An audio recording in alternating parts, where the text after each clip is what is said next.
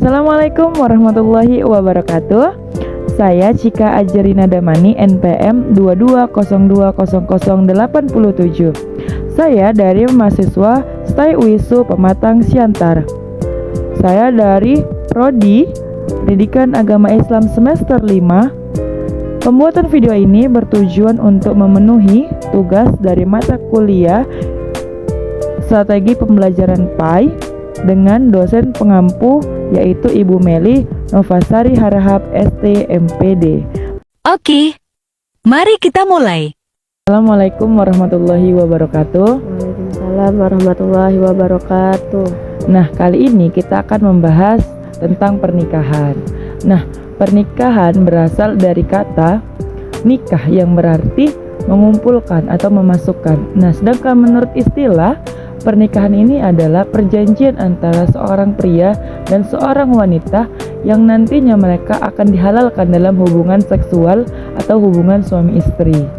Nah, menurut Undang-Undang Nomor 1 Tahun 1974 menjelaskan bahwa pernikahan adalah ikatan lahir batin antara seorang pria dan seorang wanita dengan tujuan untuk membentuk keluarga yang bahagia dan kekal berdasarkan ketuhanan yang Maha Esa. Nah, menurut Sayuti Tholib menjelaskan bahwasannya pernikahan adalah sebuah perjanjian yang suci dengan tujuan membentuk keluarga antara seorang pria dan seorang wanita.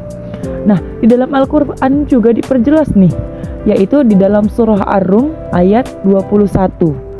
Di situ tertera bahwasannya diperkuat bahwasannya kita sebagai umat Islam itu harus menikah, seperti itu.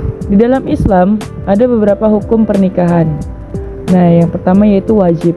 Nah, pernikahan dikatakan wajib apabila kamu sudah cukup umur, sudah cukup usia, sudah cukup finansial, dan kemudian sudah cukup mental untuk membina rumah tangga. Nah, ketika semua sudah siap, sudah mapan, sudah bagus, disitulah kita wajib untuk menikah. Nah, kemudian hukum yang kedua yaitu sunnah. Nah, sunnah ini dikerjakan apabila saat kamu bisa dua-dua namun finansialnya itu belum sangat-sangat sempurna, tapi sudah bisa. Nah, itu tidak masalah, boleh juga. Kemudian yang ketiga yaitu mubah. Nah, kalau mubah itu artinya diperbolehkan kan. Nah, ini biasanya untuk yang masih usia muda. Kan memang boleh-boleh saja, yang penting sesuai dengan rukun dan syarat pernikahan. Nah, baru yang keempat yaitu makruh. Kalau makruh ini adalah pernikahan yang dilaksanakan hanya karena keinginan seksualnya tinggi, padahal finansialnya itu belum mencukupi. Kemudian yang terakhir adalah hukumnya haram. Nah, kalau pernikahan yang haram ini adalah pernikahan yang dia menikah tujuannya itu untuk mencelakai atau bahkan sampai mau membuat meninggal pasangannya. Nah, seperti itu adalah hukumnya haram. Nah, di dalam Islam ketika mau menikah itu ada rukun dan syaratnya juga. Yang kita bahas yang pertama yaitu rukunnya terlebih dahulu ya. Nah, rukunnya itu yang pertama sudah pasti ada mempelai pria, kemudian ada mempelai wanita, kemudian ada wali, ada saksi, dan terakhir adanya sigot atau ijab kabul. Nah, kemudian kita bahas tentang syaratnya. Syarat-syarat pernikahan itu yang paling utama sudah pasti kita beragama Islam. Yang kedua, berakal sehat. Yang ketiga, kita sudah baligh.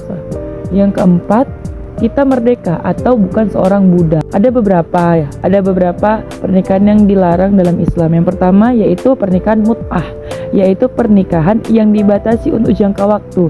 Ini maksudnya adalah pernikahan yang misalnya perjanjian mereka 2 tahun, kemudian habis itu mereka bercerai. Pernikahan kontrak gitu. Apa? Pernikahan kontrak. Nah, iya, seperti itu. Itu benar tuh, pernikahan kontrak. Dia kan pakai jangka waktu. Nah, yang kedua yaitu adalah pernikahan shigor, yaitu pernikahan dengan syarat. Nah, maksudnya ini adalah pernikahan dengan syarat itu adalah pernikahan yang kamu harus punya anak 2. Nanti kalau nggak punya anak, kamu akan saya ceraikan. Seperti itu.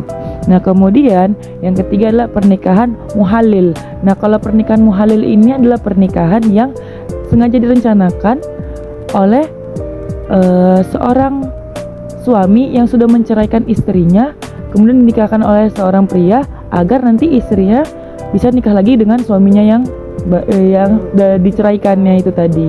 Ya, seperti itu. Nah, kemudian berikutnya adalah pernikahan orang yang sedang dalam masa iddah. Nah, itu tidak boleh. Baru berikutnya adalah nikah tanpa wali. Dan yang terakhir adalah pernikahan yang dilakukan dengan sesama jenis atau dengan yang mahramnya. Contohnya dengan ibunya gitu, itu tidak boleh dalam Islam. Kakak kandungnya gitu. Ya, seperti itu. Nah,